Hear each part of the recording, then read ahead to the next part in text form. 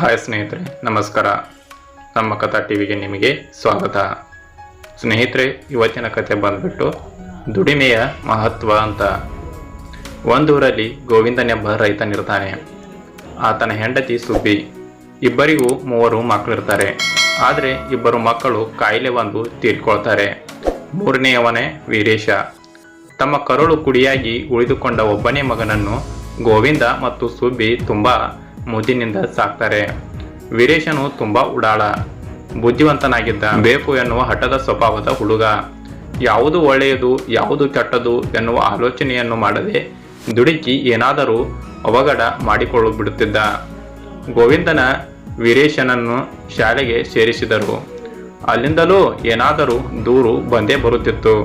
ಬೈದು ಬುದ್ಧಿ ಹೇಳಿದರೆ ಮಗ ಕೋಪ ಮಾಡಿಕೊಳ್ಳುತ್ತಾನೆ, ಈ ಬೇಸರ ವ್ಯಕ್ತಪಡಿಸಿಕೊಳ್ಳುತ್ತಾನೆ. ಇದ್ದೊಬ್ಬ ಮಗ ನಾಳೆ ಏನಾದರೂ ಜೀವಕ್ಕೆ ಅಪಾಯ ತಂದುಕೊಂಡರೆ ಎಂಬ ಭಯ ಗೋವಿಂದ ಮತ್ತು ಸುಬ್ಬಿಗೆ ಏನೋ ಮಾಡಬೇಕೆಂದು ತೋಚಲಿಲ್ಲ.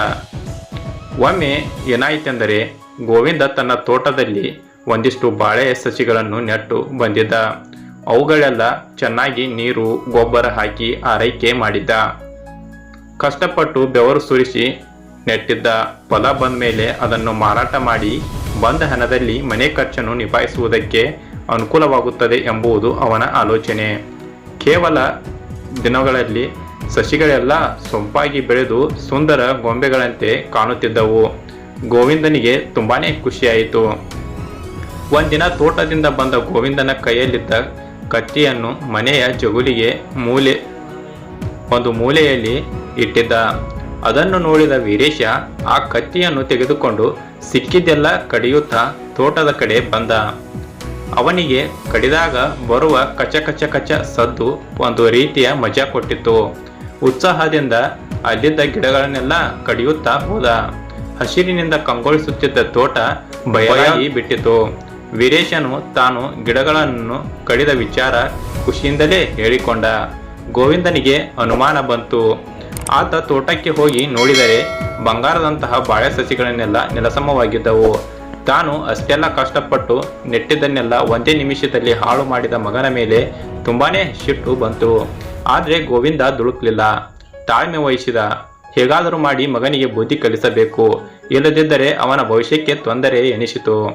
ಆತ ಮಗನನ್ನು ಕರೆದುಕೊಂಡು ಹೋಗಿ ಒಂದಿಷ್ಟು ಬಾಳೆ ಸಸಿಗಳನ್ನು ತಂದು ತೋಟಕ್ಕೆ ಹೋಗಿ ಮಗನ ಹತ್ತಿರವೇ ಗುಣಿ ಹೊಡಿಸಿ ಸಸಿಗಳನ್ನು ನೆಡೆಸಿದ. ವೀರೇಶನಿಗೆ ಈಗ ಅರ್ಥವಾಯಿತು. ಅವನಿಗೂ ಕೆಲಸ ಮಾಡಿ ಮಾಡಿ ಮೈಯಿಂದ ಬೆವರು ಸೋರುತ್ತಿತ್ತು. ಆಗ ಆತ ಸೋತು ಸುಸ್ತಾಗಿ ಬಿಟ್ಟ. ಅಯ್ಯೋ, ನಾನೆಂತ ಕೆಲಸ ಮಾಡಿದೆ ಎಂದು ಮರುಗಿದ. ಬಾಳೆ ಸಸಿಗಳನ್ನು ನೆಡಲು ಅಪ್ಪ ಎಷ್ಟು ಕಷ್ಟಪಟ್ಟಿದ್ದಾರೆ ಅನ್ನುವುದು ನಾನು 1 ನಿಮಿಷದಲ್ಲಿ ಹಾಳು ಮಾಡಿಬಿಟ್ಟೆಯಲ್ಲ ಎಂದು ಪಶ್ಚಾತ್ತಾಪಗೊಂಡ. ಕೂಡಲೇ ಅಪ್ಪನ ಬಳಿ ಹೋಗಿ ಕ್ಷಮೆ ಕೇಳಿದ.